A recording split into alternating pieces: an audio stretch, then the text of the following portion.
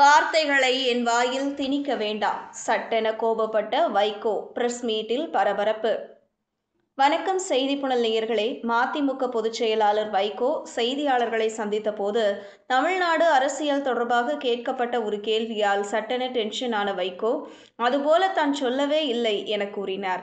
மேலும் மதிமுக சார்பில் நடத்தப்படும் 8 கூட்டங்கள் தொடர்பாகவும் அவர் சில முக்கிய கருத்துக்களை கூறினார். மதிமுக பொதுச் செயலாளர் வைகோ ஞாயிற்றுக்கிழமை சென்னை விமான நிலையத்தில் செய்தியாளர்களை சந்தித்தார். அப்போது செய்தியாளர்கள் கேட்ட கேள்விக்கு அவர் சட்டென டென்ஷனான நிலையில் வார்த்தைகளை எனது வாயில் திணிக்க வேண்டாம் என்று சற்று காட்டமாக பதில் கூறினார். தொடர்ந்து அவர் பல விஷயங்களை குறித்தும் பேசினார். செய்தியாளர்களிடம் பேசிய வைகோ, பிரதமர் மோடி இந்தியா முழுக்கவும் தான் செல்கிறார். உலகெங்கும் கூட பல நாடுகளுக்கு இடைவிடாமல் சுற்றுப்பயணம் மேற்கொள்கிறார். அதேபோல தான் தமிழகத்திற்கு வந்துள்ளார். இதில் முக்கியத்துவம் எதுவும் இல்லையே என்று அவர் தெரிவித்தார். அப்போது தமிழகத்தில் 8 இடங்களில் குறித்து தேர்தல் பிரச்சாரத்தை தொடங்க உள்ளதாக சொன்னீர்களே என்று கேட்ட கேள்விக்கு அவர் சட்டென, நான் அப்படி சொல்லவே இல்லை, அந்த வார்த்தைகளை நான் பயன்படுத்தவே இல்லை, வார்த்தைகளை என் வாயில் திணிக்க வேண்டாம். தமிழகத்தில் ஒரு 8 இடங்களை தேர்வு செய்து எந்த பிரச்சனைகளுக்காக நான் கடந்த பல ஆண்டுகளாக போராடி வெற்றி பெற்றேனோ அவற்றை அந்த வட்டார மக்களிடம் நினைவூட்டவே இந்த கூட்டங்களை நடத்துகிறோம். அந்த பிரச்சனைகள் எழுந்தபோது முகத்தை கூட காட்டாதவர்கள், முணுமுணுக்க கூட செய்யாதவர்கள் இப்போது அதே பிரச்சனைகளை கையில் எடுத்துக்கொண்டு பேசுகிறார்கள். உண்மையில் அந்த பிரச்சனைகளில் வென்று கொடுத்த இயக்கம்தான் மதிமுக. தூத்துக்குடியில் ஆகஸ்ட் 9ஆம் தேதி முதல் கூட்டத்தை நடத்துகிறோம். ஸ்டெர்லைட் வெளியேற்றம் என்ற பெயரில் கூட்டத்தை நடத்துகிறோம். 18 ஆண்டுகளாக நான் ஸ்டெர்லைட் ஆலைக்கு எதிராக போராடி இருக்கிறேன்.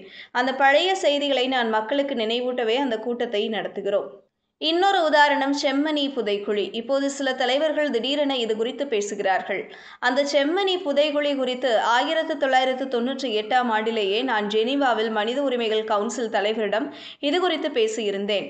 செம்மணி என்ற இடத்தில் சிறுவர்கள் உட்பட 420 தமிழர்களை இலங்கை இராணுவம் சுட்டுக் கொன்று புதைத்துள்ளது. அந்த உண்மைகள் வெளியே வர வேண்டும் என்று கோரிக்கை விடுத்தேன். ஒசாமா பின் லாடன் விவகாரத்தில் 84 இஸ்லாமியர்கள் கொல்லப்பட்டு புதைக்கப்பட்ட உண்மையை உலகிற்கு சொன்னீர்கள். அதே குழுவை இலங்கையில் உள்ள செம்மணிக்கு அனுப்ப வேண்டும் என கோரிக்கை வைத்தேன். நான் சந்தித்த 3வது நாளே மனித உரிமை கவுன்சில் அந்த குழுவை செம்மணிக்கு அனுப்பி வைத்தது. பல எலும்புக்கூடுகளை அங்கிருந்து எடுத்தார்கள். நான் கூறிய குற்றச்சாட்டு உண்மை என்பதை மனித உரிமை கவுன்சில் புரிந்து கொண்டது. அப்போது இது குறித்து யாருமே வாய் திறக்கவில்லை. செம்மணி புதைகுழி விவகாரத்தை நான் உலகிற்கு கொண்டு வந்தது 1998. ஆனால் இப்போது திடீரென சிலர் ஆர்ப்பாட்டம் என ஆரம்பித்துள்ளார்கள். இதை பார்க்க வேடிக்கையாக இருக்கிறது. இதுபோல நாங்கள் போராடிய பிரச்சனைகள் குறித்தும் அதில் எங்கள் பங்களிப்பு குறித்து விளக்கவே 8 நாள் பொதுக்கூட்டத்தை ஏற்பாடு செய்துள்ளோம் என்றார். இதுபோன்ற செய்திகளை தெரிந்து கொள்ள செய்தி புனலுடன் இணைந்திருங்கள்.